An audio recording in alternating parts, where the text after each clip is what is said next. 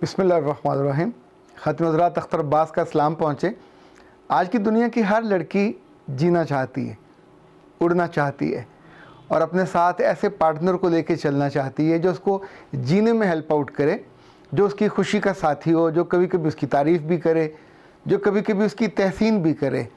हर लड़की ये चाहती है कि मियाँ उसकी गलतियों को माफ़ कर दे और वो सुकून से उसके घर को चलाए और उसके बच्चों को आगे लेके चले। वो और क्या क्या चाहती है हम उसको किसी और नशिस्त में देखेंगे, पर इससे जुड़ी हुई कुछ चीज़ें ऐसी हैं कि जो आपके सवालों में नज़र आती हैं। लाइक एक सवाल है कि मैं तो बहुत अच्छी हूँ पर मेरा मियाँ बात बात पे नाराज़ हो जाता है, रूठ जाता है और फिर दिनों मुझसे बात नहीं करता।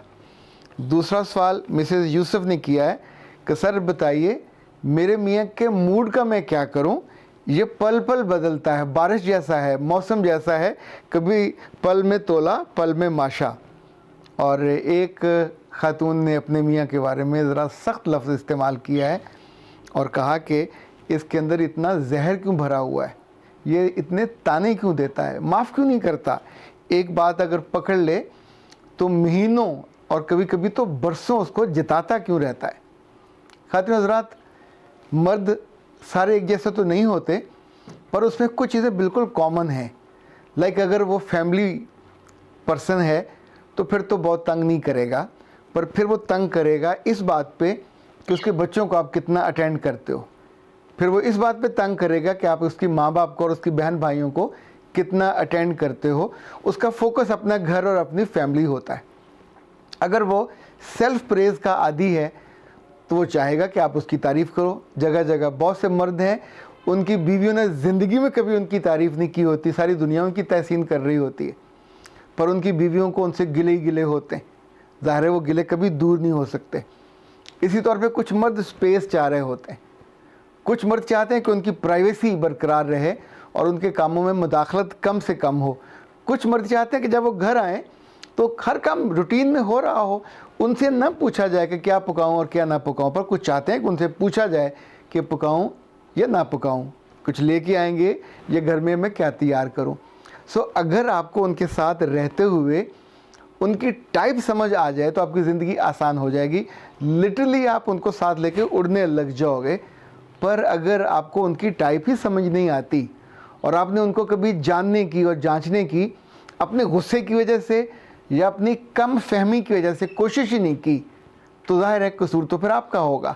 देखिए ये जो कोट है, जब मैंने ये बिल्कुल नया लिया तो प्रेस करने के लिए लॉन्ड्री वाले को दिया। जब प्रेस होके वापस आया तो इसके यहाँ कंधे पे एक बहुत बड़ी खूंच लगी हुई थी। दिल बहुत बुरा हुआ। अब दो ऑप्शन थे, या तो उसको डिस्कार्ड कर दिया जाए, लेकिन चूँकि वो बिल्कुल नया था तो फिर मैं क्रीम मार्केट गया, वहाँ रफ़ू घर से बात की। उसने को 500-600 रुपये कहा कि मैं ये कर दूंगा। ठीक, अच्छा ये मुफ्त की डज थी, मेरी मिस्टेक नहीं थी। अब उसकी तरफ जाकर उसे गिला देना, उसको शिकायत करना, जो उससे लड़ना, ये मुझे नहीं भाया। सो वो रास्ता मैंने खुद बंद किया। जाके मैं लड़ता, बदतमीज़ी करता, उसे कहता कि जी ठीक करा के दो, तो शायद वो भी मजबूरन ठीक करा देता। दूसरा रास्ता मुझे ये नज़र आया कि मैं अपने आप को उस ख्वारी में ना डालूँ, ना मुझे ज़ुबान सख्त इस्तेमाल करनी पड़े कि ऐसे मेरा और दिल बुरा हो। तो मैं बाज़ार गया जाके, अच्छा वो ये मुफ्त में पैसे ज़ाया होने वाली बात थी, पर आई डोंट नो उसकी ज़रूरत होगी, अल्लाह ने उसको देने थे, सो मुझे वहाँ भिजवा दिया, तो उसने कर दिया। तो अब ये पहना हुआ ज़रा भी प्रॉब्लम नहीं होता, पर एक वक्त में बहुत बड़ा प्रॉब्लम था। रिश्तों के साथ भी ये होता है। कभी कुछ प्रॉब्लम वक्ती तौर पे इतना बड़ा लगता है कि लगता है ज़िंदगी थम जाएगी और सब कुछ ख़त्म हो जाएगा और आप रोने बैठ जाते हो। पर सोचो कि अगर उसके दो ऑप्शन हो आपके पास सोचने के, एक डिस्कार्ड करने के, ये बहुत आसान रास्ता होता है। आप अपने माँ बाप से कहें, उनसे ना कहें तो खुद फैसला करें कि मैं तेरे साथ नहीं रहना चाहती, ओवर ख़त्म। कोई माइका लाल आपको क्या दोबारा जबरन वहाँ बिठा सकता है? नहीं रखा जा सकता। चीन में पिछले साल 45 लाख औरतों ने फैसला किया हमने इस मर्द के साथ नहीं रहना। पूरा मुल्क मिलके भी उनको नहीं रोक सका। वहाँ उनके मसालती इदारे भी हैं, कोर्ट से पहले उनको मौका मिलता है। पर जब एक दफ़ा दिल में फ़ैसला कर लेते हैं कि मुझे इसको नहीं लेके चलना, तो फिर वो नहीं चल सकता। सो एक रास्ता ये होता है, पर आप इस रास्ते को तो इख्तियार नहीं करना चाहोगे। आपका घर है, आपके बच्चे हैं, आपकी ज़िंदगी है, आपकी रिस्पेक्ट है, सो ये बहुत बड़ा जो मेन गेट है वो तो बंद हो गया। अब उसके अंदर से छोटा सा दरवाज़ा है, वो आप खोलते हो तो शिकवे शिकायतें अपने माँ बाप के साथ, अपने बहन भाइयों के साथ, अपने दोस्तों के साथ। असल मसला तो वहीं पे मौजूद है, उसका तो आपने सॉर्ट आउट ही नहीं किया। गाड़ी पंक्चर हो जाए तो क्या टायर बनाने वाली कंपनी को बुरा भला कहना शुरू कर देंगे, या जिसने टायर चढ़ाया था, या जिसके से आपने वो नया लिया था। सो कई बेचारे आपके इल्ज़ाम की जद में आप तलवार निकालें और उनको मारना शुरू कर दें। पर बाबा जहाँ मसला है, हल तो उसको करना होगा ना। अपने मर्द को समझिए, उसकी आदत, कोई दुनिया का मर्द ऐसा बंद गुथली और बंद मुट्ठी नहीं होती कि जो खुल ना सके। उनके दोस्त खोलते हैं उनको, उनके माँ बाप उनको खोलते हैं, उनके बहन भाई उनको। आपको जिन बहन भाइयों से गिला है कि उसको लूट खाते हैं, तो क्या ख्याल है वो कुछ तो करते होंगे, कोई मुस्कुराते होंगे, कोई मीठा बोल बोलते होंगे, तो उनकी ज़िंदगी से तो वो निकल आया है। अब आपकी ज़िंदगी है और आपसे अपनी ज़िंदगी नहीं संभाली जाती, आपसे एक बंदा नहीं संभाला जाता, और आपके पास जो शिकवों के पलंदे होते हैं, इस पे ज़रा गौर कीजिए। कुछ काम ऐसे हैं जो रफ़ू से ठीक हो सकते हैं। तो रफ़ू घर बनी है ना, आप खूंचें लगाने वाली बनते हो। मर्द को जब भी आप ताना दोगे या अकल देने बैठोगे, उसको अकल नहीं दी जा सकती। ये मैं कौल फैसल नहीं दे रहा, मैं मर्दों की आपको माइंडसेट बता रहा हूँ। जब भी किसी मर्द को आप अकल देने की कोशिश करोगे तो आपका उससे कम्युनिकेशन बंद हो जाएगी। ये बड़ा करे या छोटा करे और आपको स्पाउस करे, क्योंकि आपका तो रोल है ही नहीं है अकल देने वाला। आपका रोल तो उसको लूटने वाला है। उसके दिल को लूटिए, उसके दिल के जाके अंदर चौकड़ी मार के बैठिए, उसके दिल पे राज कीजिए, उसके एहसासात पे राज कीजिए, और जहाँ जहाँ प्रॉब्लम है उसको धीरे धीरे दूर कर लीजिए। देखें, जब आपने उड़ान ऊंची भरनी है और दूर का सफ़र तय करना है, तो फिर छोटे छोटे सुराखों को बंद करना होगा, फिर छोटे छोटे जो पेच हैं उनको भी कसना होगा। किसी और का इंतज़ार करोगे तो वो ठीक करने नहीं आएगा।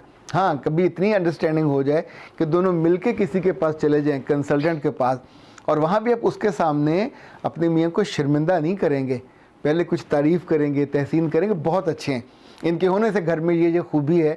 पर थोड़ा सा अगर ये मामला हो जाए तो बच्चों पे असर पड़ता है, या समटाइम ये बाज़ दफ़ा दूसरों के सामने शाउट कर जाते हैं, ये समटाइम जल्दी माफ़ नहीं करते।